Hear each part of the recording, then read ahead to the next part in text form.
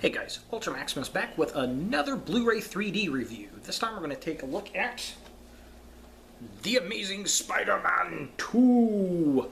Oh yes, I've actually been wanting to review this one for a minute. Yeah, we have, haven't we? Yeah, I mean, okay, Spider-Man. Where do we start with this film? I was very much looking forward to this movie actually coming out. The first one was okay. The suit wasn't quite right, and I really wasn't digging getting into another origin story, and it just seemed like it took forever for him to become Spider-Man. So I was thinking, okay, by the time the second one comes around, we'll have some Spider-Man, and we did. Now, it's kind of funny because this film got panned bad at the box office this year, and I'm not really sure why. It's not a bad film. It's not spectacular. See what I did there? But it's not bad at all by any means. It's actually a very solid sequel. In fact, I was reading an article from Garfield on, I think it was Dark Horizons, and he was talking about the failure of Spider-Man 2, and it wasn't a failure by any means. This made a lot of money. Just because it did not surpass the first film doesn't make it a failure. It made all of its money, plus many, many, many, many millions more, internationally. So I don't see this movie as a failure at all. And now they're like, oh, is there going to be a Spider-Man 3? There's going to be a Spider-Man 3. They are going to do it. I think they're going to take a break, though, and I think they're going to hit Venom, and they're going to hit Sinister Six before we see Spider-Man 3. Or we'll see Venom, then we'll see Spider-Man 3, then we'll see Sinister Six, maybe wrap it up. A la the whole Avengers movies type thing. So, yeah. So, let's talk about the package. Talk about the film, talk about the 3D in the movie, and, usual format, and see what we think. So here is the package that it comes in. It's this really cool, I love that style of box art. I love that kind of rainbowy, glowy, it's so shiny and pretty. There's very cool stuff. Really nice detail. I like the webbing on it, and it's, of course, got Gwen, it's got the Green Goblin, it's got Electro, and it's got Rhino in it, which is really funny because that Rhino's in there for like maybe 5 minutes total in the film. So this was, I got this at Walmart, I think it was for $26 when it came out. It has the Blu-ray, 3D, and of course the DVD and the digital copy on it. It's a pretty good size set there. It's only 3 discs long, but it's in the same box that you would get like a 4 or 5 disc set in. So here's the back of the package. Got Electro on there. Inside, same thing, except it's in a clear box. Same artwork. Inside the package, you get your membership rewards and the UV version. You get painted discs. I really like that. So there's the regular DVD. Here is the 3D version, and then the Blu-ray. And I hate these spool sets. The Blu-ray has Electro and Spider-Man facing off. So, yeah. There it is. That's all that comes in it. Very plain on the inside. White jacket, which is unfortunate. I would have liked to have seen maybe webbing back there. That would have been nice. So yeah, let's talk about this movie.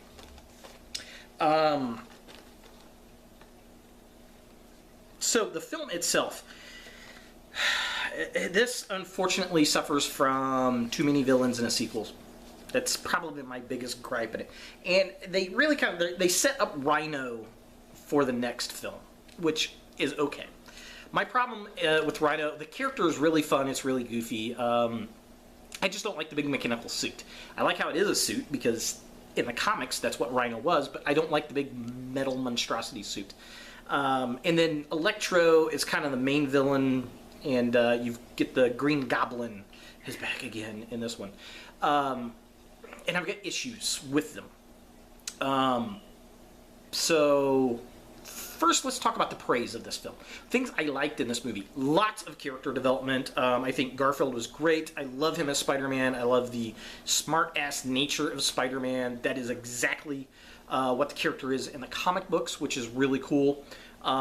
Just really good character play with him and Aunt May. And Aunt May is, I mean, Sally Fields does a good job, but the problem is that it's just not the character. I don't know. There's something about her in this film. They could have really have, after the graduation scene, removed her out of the movie, and I wouldn't have cared, to be honest. I don't like how they're turning the parents into these adventure scientists, and it's just, yeah, it's pretty lame. They're trying to put more development into the parents than they should, and I mean, whatever. I'm over them. Get them out of the way. Just continue the Spider-Man story. I'm over the background. Electro.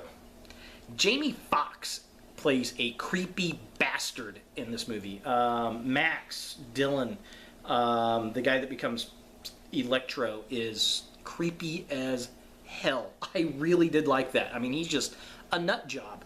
And him as Electro is not bad. Once he becomes Electro, he's fine. The electric eels were kind of iffy. I know they're trying to go to this whole green thing and the connection to the bioorganic technology and whatever. It was lame. I didn't like that. But once he becomes Electro, he's actually really damn cool. He looks like a Sith Lord, even on the jacket there, which is really, really cool. So yeah, I mean, I liked the Electro character. I was a little disappointed they skipped Norman becoming the Green Goblin and go directly to Harry, and I really didn't care for that incarnation of it. I liked Harry's Osborn. I liked that character. He was very Weasley. He looks evil. He does pull off Harry Osborn, but when he becomes the Green Goblin, again, I'm just not... I don't know. I just want to see them put a regular Halloween, off-the-store Halloween mask on a Green Goblin, I think. And maybe I'll be happy. I don't know. But I really didn't think we needed him that soon into the series again. The development with Gwen Stacy and Peter Parker is really good. I love, spoiler alert, loved her death in the film. Very close to the comics, and it's kind of that redesign in the comics. I think it was in the 80s or 90s when, I think it was actually the 90s, where the web snaps her neck as he tries to save her from the Green Goblin. And I did appreciate that. Of course, she gets thrown down a clock tower instead of off a bridge, but we had the bridge in the Sam Raimi one, so they had to make it different. And yeah, but yeah, I really did like the death scene. That was really nice, and I liked going through the scenes of Peter at her gravesite. It reminded me of Spider-Man Reign comic book series, which was awesome. Yeah, things I didn't like, the setup of the Sinister Six. Sure, I get it. That's fine. That's cool. Problem I've got is Doc Ock's tentacles and the Vulture's wings. Sure, give the Rhino the suit. He's a thug. I can see that. But it's Doc Ock that kind of gets me because he invents the arms. You know, I just don't want to see them grab a couple more thugs and, okay, here's some superpower armor things and let's go. That'll make a really lame-ass movie. So I hope they do more there because I don't like that at all. Other things I really did like in the film, I liked the Disney nod. In the fight scene downtown, they're next to the Disney store and you see Mickey Mouse run across the lights. That was cool. I liked that. You also see Venom in the little files as he's going through, which is kind of a nice reference to that. And then another great little Easter egg is when Gwen drives up in the cop car at the end. She's in squad car number 1701, which the writers who did this was it Robert Orkes and where are they at? I can't. Robert Orkey and Alex Kurtzman. I don't know why I can never remember the names. Guys who wrote Transformers and Star Trek. So they had just done the Star Trek films, and they threw 1701 in there, which was pretty darn awesome. I really appreciate that. And then another little kind of, I liked the his ringtone was the Spider-Man theme, and then the Itsy Bitsy Spider, and when Electro was messing with him, and he's like, I hate that song. That was kind of cool. So, the 3D in this, very cool stuff. When he's whipping through the air, he's zipping around as Spider-Man, looks fantastic. The scene where they're kind of getting back together, and he's kind of going around this little tree in this area, looked really nice.